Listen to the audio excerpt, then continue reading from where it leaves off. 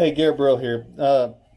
Today, during a disaster preparedness exercise, it became quickly obvious that we need a quick solution feature on something like the Pilot app or what have you or similar to quickly fly to a GPS location. Now, we don't have that right now, but on the way home, I posted on Facebook and I was kind of frustrated.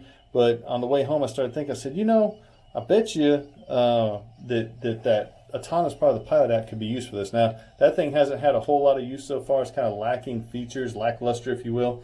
By the way, the reason you're looking at a brick wall, in case you're wondering, is because if I point the camera out towards the yard and the sun, the Texas sun, everything kind of gets overwhelmed. So I apologize for you looking at my brick wall, but I'm going to show you some stuff here in just a second. So I'm going to go over this. I came out and I tested it. It works pretty good. It's not great, but if you kind of practice this a few times, it becomes second nature and you can do it. All right, so let's do this. So this is kind of pretty much what we got today, a little sticky note or a scrap piece of paper with GPS coordinates. Now, real quick, I'm not going to go over a whole education on coordinate systems, but all coordinate systems are not the same, GPS even included. So this is in degrees, minutes, seconds, right? Degrees, minutes, seconds.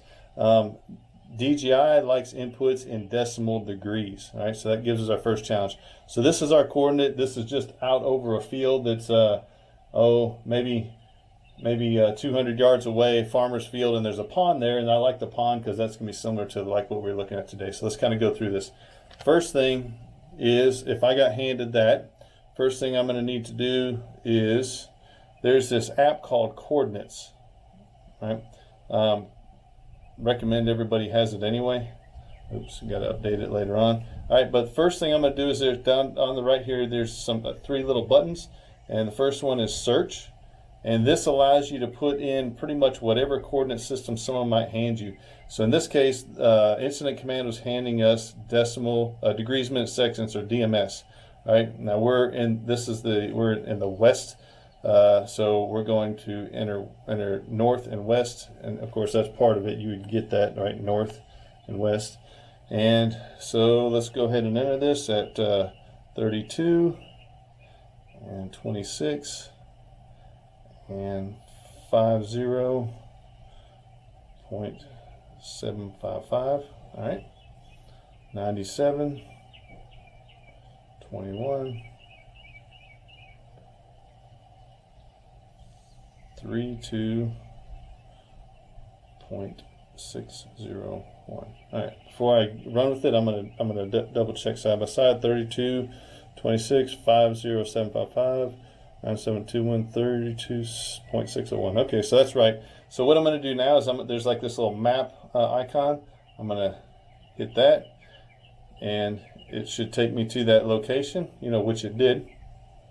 All right, right now there's the map. Now you can see that at the edge of that pond there. Okay, so in order to convert it over to decimal degrees, which is the format that DJI uses. See, this little thing looks like a little notepad looking thing down here on the bottom. Hit that, and now it gives you all the conversions to every format that you want. All right, so I'm going to look here for the decimal degrees, and there it is right there. Okay, all right, so as you can see, it's at 32,447, etc., negative 97,359, blah, blah, blah. All right, so next step is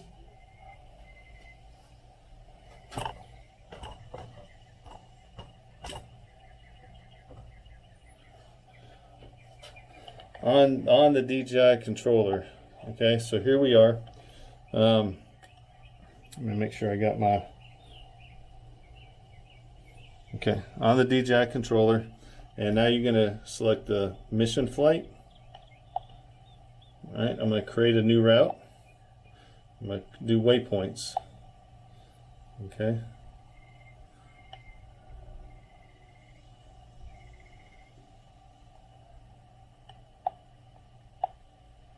All right. So I'm going to tell this thing to try to load some satellite imagery so we can do a good comparison here. Okay, so let's zoom in here. Now there's that, I don't know if you can see it there, there's that little pond that we're looking for right there. So it's right over on the side of that pond. All right, now what I'm going to do you have to enter in 2 waypoints minimum in here for this thing to work.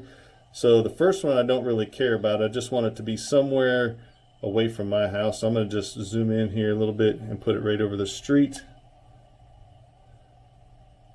All right, or right off to the side of it there. Okay. And one of the things you should probably know, it's kind of challenging for us that live in the United States. You can't change these units even if you change them in the general settings, these meters. Just know that something like, you can look it up if you need to do the conversion. Google will help you, but 10 meters per second is somewhere around 22 miles an hour.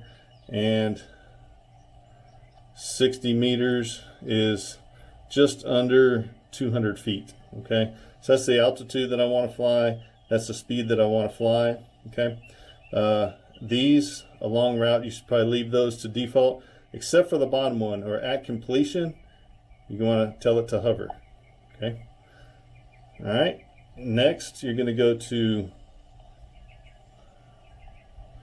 I'm going to put a waypoint right over near that lake somewhere. It doesn't have to be exact, it's just going to be near it, okay? Because the key thing is to be able to put a waypoint, go to the exact location of the instant command set. Now, if you look down here on the bottom, see I've got latitude and longitude down there, all right? And you can also do a few things like change the gimbal pitch. Now, for me, I don't really care. In fact, I can go back here and I can set this to a manual for gimbal control. Doesn't really matter, you can control it anyway. But what I'm going to do is, see you have waypoint 1, and then you have waypoint 2, right? I'm going to put it on waypoint 2, and I'm going to manually enter in these values that will match what's on that cell phone app. All right, so this one is longitude, which is kind of backwards. Usually it's latitude first, but 27.359 359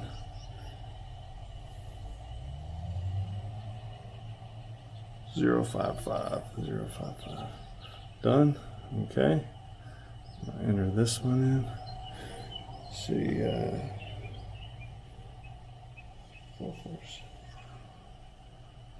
447 is right. 433. Done. All right, so let me double check. Let me look here. So got negative 97 359 0550. Yes, check. 32.447 433 0. Check. Okay, so I have that. I have them entered. I can save this if I want to, and I will in this case. I'll just call this lake test. All right, so I can actually go fly this again if I want to. All right, so I have this. I have it where it's going to go, and you can see where it put that dot. Right? Remember we showed it was right on that next to that lake. Sure enough, it's verified that it is. So that's going to go directly to that spot that, in this case, the incident commander would have given me. And I'm going to actually save this one just so I can run it again if I want to. All right. And what I can do is I can switch over to the camera. I'm going to now rotate. We're now looking at it.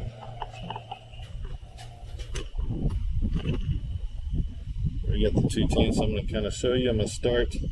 All you have to do is click start. Now it's going to climb. One thing you need to know that's important, it's going to climb directly up to the altitude that you prescribed.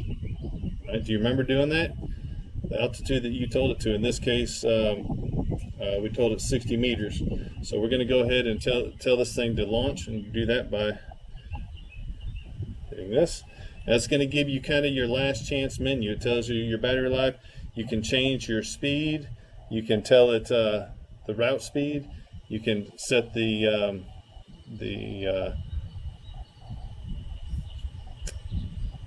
There's a flight mode, SD card. So it pretty much tells you everything that it knows. Also, you want to look completion, right? You want it to hover. You want this thing to hover because once it gets to that, you want it to stop.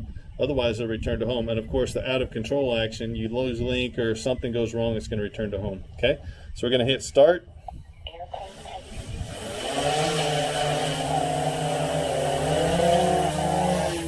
So it's going to take off. What we're hoping for is whenever this thing it'll be up at 200 feet, about just under 200 feet, and it'll be over that lake whenever it's done. So first thing it's going to do is going to go to that start waypoint that's right over my house, or right over the road, which is now.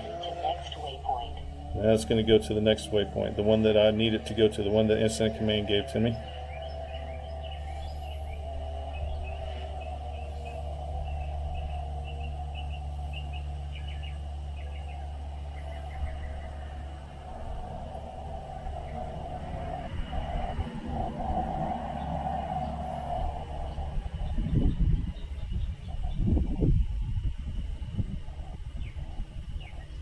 Okay.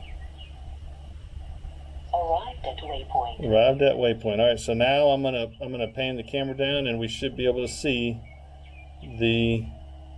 There we are, right at the edge of that pond. You can see that. So that's exactly what we're looking for.